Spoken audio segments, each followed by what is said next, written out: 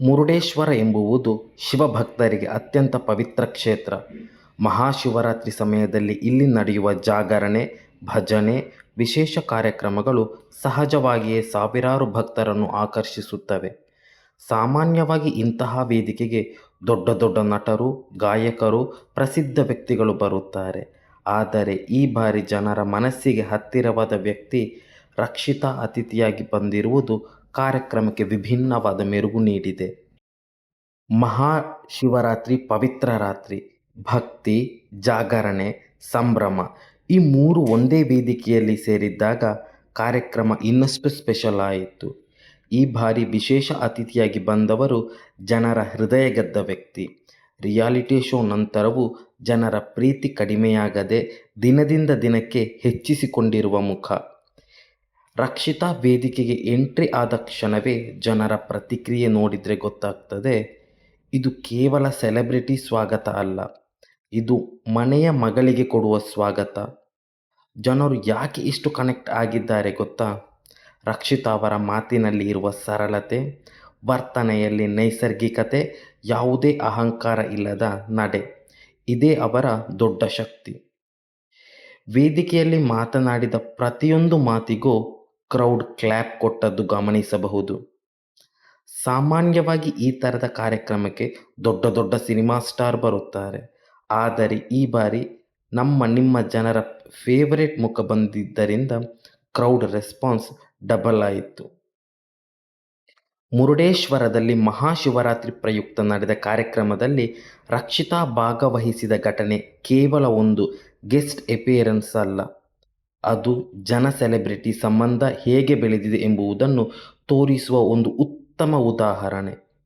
ಮುರುಡೇಶ್ವರ ಎಂದರೆ ಭಕ್ತಿ, ಭಾವನೆ, ಜಾತ್ರೆಯ ಸಂಭ್ರಮ, ರಾತ್ರಿ ಪೂರ್ತಿ ನಡೆಯುವ ಜಾಗರಣೆ ಎಲ್ಲ ಸೇರಿಕೊಂಡಿರುವ ವಿಶೇಷ ಆಧ್ಯಾತ್ಮಿಕ ವಾತಾವರಣ. ಇಂತಹ ಸ್ಥಳದಲ್ಲಿ, ಇಂತಹ ಪವಿತ್ರ ದಿನದಲ್ಲಿ ಯಾರನ್ನು ಅತಿಥಿಯಾಗಿ ಕರೆಸಬೇಕು ಎನ್ನುವುದಕ್ಕೂ ಒಂದು ಅರ್ಥ ಇರುತ್ತದೆ.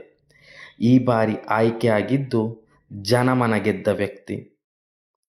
ರಕ್ಷಿತಾ ಅವರ ಜನಪ್ರಿಯತೆಯನ್ನು ಸರಳವಾಗಿ ರಿಯಾಲಿಟಿ ಶೋ ಸ್ಪರ್ಧಿ ಅಂತ ಹೇಳುವುದರಿಂದ ಪೂರ್ಣ ಅರ್ಥ ಸಿಗೋದಿಲ್ಲ. ಅವರು ಜನರ ಮನಸ್ಸಿನಲ್ಲಿ ಒಂದು ಮನೆ ಮಗಳು, ತಮ್ಮ ಮನೆಯವರಂತೆ ಕಾಣುವ ವ್ಯಕ್ತಿ ಎಂಬ ಸ್ಥಾನ ಪಡೆದಿದ್ದಾರೆ. ಇದಕ್ಕೆ ಮುಖ್ಯ ಕಾರಣ ಅವರು ತೋರಿಸಿದ ನೈಜ ಸ್ವಭಾವ. ಕ್ಯಾಮರಾ ಮುಂದೆ ನಟನೆ ಇಲ್ಲದೆ ಹೇಗಿದ್ದರೂ ಹಾಗೇ ಕಾಣಿಸಿಕೊಂಡರು. ಇಂದಿನ ಕಾಲದಲ್ಲಿ ಜನರು ಕೃತಕತನದಿಂದ ನೈಸರ್ಗಿಕತೆಯನ್ನು ಹೆಚ್ಚು ಮೆಚ್ಚುತ್ತಾರೆ. ಅದೇ ಗುಣ ರಕ್ಷಿತಾ ಅವರಲ್ಲಿ ಸ್ಪಷ್ಟವಾಗಿ ಕಂಡುಬಂದಿತು. ರಕ್ಷಿತಾ ಅವರ ಜನಪ್ರಿಯತೆ ಕೇವಲ ಸೆಲೆಬ್ರಿಟಿ ಹುದ್ದೆಯಿಂದ ಬಂದದ್ದಲ್ಲ. ಬಿಗ್ ಬಾಸ್ ಕನ್ನಡ ಕಾರ್ಯಕ್ರಮದಲ್ಲಿ ಅವರು ತೋರಿಸಿದ ಸ್ವಭಾವ, ನೈಜತೆ, ಮಾತಿನ ಸರಳತೆ, ಮನದ ಒಳ್ಳೆಯತನ ಇವುಗಳೇ ಜನರ ಮನಸ್ಸಿನಲ್ಲಿ ಅವರಿಗೆ ವಿಶೇಷ ಸ್ಥಾನ ತಂದಿದೆ. ಅವರು ಆಟದಲ್ಲಿ ಗೆದ್ದದ್ದಕ್ಕಿಂತಲೂ ಜನರ ವಿಶ್ವಾಸ ಮತ್ತು ಪ್ರೀತಿ ಗೆದ್ದದ್ದು ದೊಡ್ಡ ವಿಷಯ.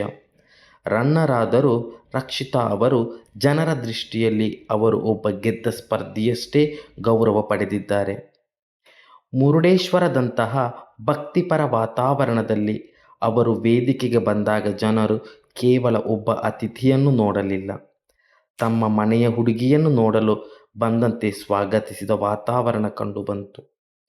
ಇದು ಒಬ್ಬ ವ್ಯಕ್ತಿಯ ಜನಪ್ರಿಯತೆಗಿಂತಲೂ ಜನರೊಂದಿಗೆ ಬೆಳೆದ ಭಾವನಾತ್ಮಕ ಸಂಬಂಧವನ್ನು ತೋರಿಸುತ್ತದೆ. ಜನರು ಅವರು ಮಾತು ಕೇಳಲು, ನೇರವಾಗಿ ನೋಡಲು, ಮಾತನಾಡುವ ಶೈಲಿಯನ್ನು ಅನುಭವಿಸಲು ಆಸಕ್ತಿಯಿಂದ ಸೇರಿದ್ದರು. ರಕ್ಷಿತಾ ಅವರ ಮಾತಿನಲ್ಲಿರುವ ನೇರತೆ, ಅಲಂಕಾರವಿಲ್ಲದ ಸರಳ ಭಾವ, ಯಾರನ್ನೂ ನೋಯಿಸದ ಭಾಷೆ ಇವು ಎಲ್ಲ ವರ್ಗದ ಜನರಿಗೆ ಇಷ್ಟವಾಗುವ ಗುಣಗಳು. ವೇದಿಕೆಯಲ್ಲಿ ಅವರು ಮಾತನಾಡಿದ ಪ್ರತಿಯೊಂದು ಮಾತು ಸಹ ಸಹಜವಾಗಿತ್ತು, ಕಲ್ಮಶವಿಲ್ಲದ ಭಾವನೆಯನ್ನು ನೀಡುತ್ತದೆ. ಅದರಿಂದಲೇ ಅವರ ಮೇಲೆ ಇರುವ ಪ್ರೀತಿ ಕಾರ್ಯಕ್ರಮದ ಮುಗಿದ ಮೇಲೂ ಕಡಿಮೆಯಾಗದೆ ದಿನದಿಂದ ದಿನಕ್ಕೆ ಹೆಚ್ಚುತ್ತಾ ಇದೆ. ಇಂತಹ ಧಾರ್ಮಿಕ ಕಾರ್ಯಕ್ರಮದಲ್ಲಿ ಜನರ ಫೇವರೆಟ್ ವ್ಯಕ್ತಿ ಭಾಗವಹಿಸುವುದು ಭಕ್ತರಿಗೆ ಡಬಲ್ ಖುಷಿ ಕೊಡುತ್ತದೆ. ಒಂದು ಕಡೆ ಭಕ್ತಿ, ಮತ್ತೊಂದು ಕಡೆ ಅವರಿಗೆ ಇಷ್ಟವಾದ ವ್ಯಕ್ತಿ, ಈ ನೇರ ಭೇಟಿ.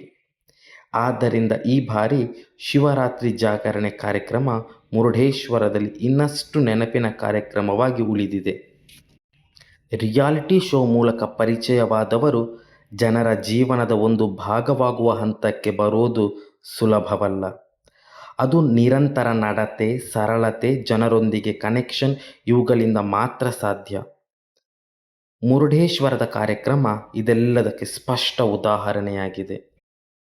ಮುರುಡೇಶ್ವರದ ಮಹಾಶಿವರಾತ್ರಿ ಕಾರ್ಯಕ್ರಮದಲ್ಲಿ ನಡೆದ ಕ್ಷಣಗಳನ್ನು ಇನ್ನೂ ಹೆಚ್ಚು ಭಾವನಾತ್ಮಕವಾಗಿ ಮಾಡಿದ್ದು ರಕ್ಷಿತಾ ಎಂಟ್ರಿ. ಮುರುಡೇಶ್ವರದ ವಾತಾವರಣವೇ ಒಂದು ಉತ್ಸವದಂತೆ ಇತ್ತು. ಮುರುಡೇಶ್ವರ ಕ್ಷೇತ್ರದಲ್ಲಿ ಭಕ್ತಿಯ ಸಂಭ್ರಮ, ಸಂಗೀತ ಎಲ್ಲ ಒಂದೇ ಸಮಯದಲ್ಲಿ ಸೇರಿದಾಗ ವೇದಿಕೆ ತುಂಬ ಜೀವಂತವಾಗಿ ಕಾಣಿಸುತ್ತಿತ್ತು. ಆ ವೇದಿಕೆಗೆ ರಕ್ಷಿತಾ ಬಂದ ಕ್ಷಣದಿಂದಲೇ ಆ ಕಾರ್ಯಕ್ರಮದ ಎನರ್ಜಿ ಬೇರೆ ಮಟ್ಟಕ್ಕೆ ಹೋಯಿತು. ರಕ್ಷಿತಾ ವೇದಿಕೆಗೆ ಬಂದ ನಂತರ ಕೇವಲ ಫಾರ್ಮಲ್ ಮಾತುಗಳನ್ನು ಆಡಲಿಲ್ಲ. ಮೊದಲೇ ತಮ್ಮ ಫೇವರೆಟ್ ಹಾಡನ್ನು ಹಾಡಿದ ರೀತಿ ನೋಡಿದರೆ ಅದು ಪ್ರದರ್ಶನಕ್ಕಿಂತಲೂ ಒಂದು ಹೃದಯದ ಅಭಿವ್ಯಕ್ತಿ ಅನಿಸಿತು. ಅವರು ಹಾಡು ಹಿಡಿದ ತಕ್ಷಣವೇ ಜನರ ಪ್ರತಿಕ್ರಿಯೆ ಭಾರಿಯಾಗಿತ್ತು. ಜನರು ಕೂಡ ಹಾಡಿನ ಜೊತೆ ಕೈ ತಟ್ಟಿ ಕೂಗಿ ಆ ಕ್ಷಣವನ್ನು ಎಂಜಾಯ್ ಮಾಡಿದರು.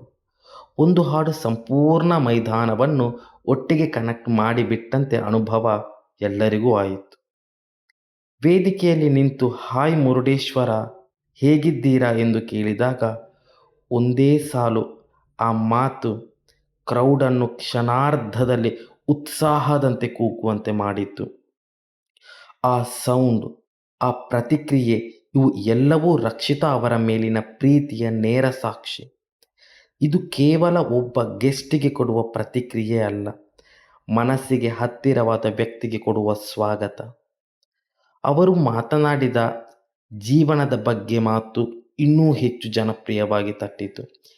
ಜೀವನ ಒಂದೇ ಸಲ ಸಿಗುತ್ತದೆ, ಎಲ್ಲರೂ ಖುಷಿಯಾಗಿ ಇರಬೇಕು, ಸಮಸ್ಯೆಗಳು ಎಲ್ಲರಿಗೂ ಬರುತ್ತದೆ, ಆದರೆ ತಲೆ ಕೆಡಿಸಿಕೊಳ್ಳದೆ ಪ್ರತಿಯೊಂದು ಕ್ಷಣವನ್ನು ಎಂಜಾಯ್ ಮಾಡಬೇಕು ಎಂಬ ಸಂದೇಶ ಕೇವಲ ಅಲ್ಲಿದ್ದ ಜನರಿಗೆ ಮಾತ್ರ ಅಲ್ಲ, ಟಿವಿಯಲ್ಲಿ ನೋಡುತ್ತಿದ್ದ ಪ್ರೇಕ್ಷಕರಿಗೂ ಸತ್ಯವಾಗಿ ಅನಿಸಿತು. ಏಕೆಂದರೆ ಆ ಮಾತುಗಳಲ್ಲಿ ನಟನೆ ಇರಲಿಲ್ಲ, ಅನುಭವದಿಂದ ಒಂದು ಸರಳ ಸತ್ಯ ಇತ್ತು.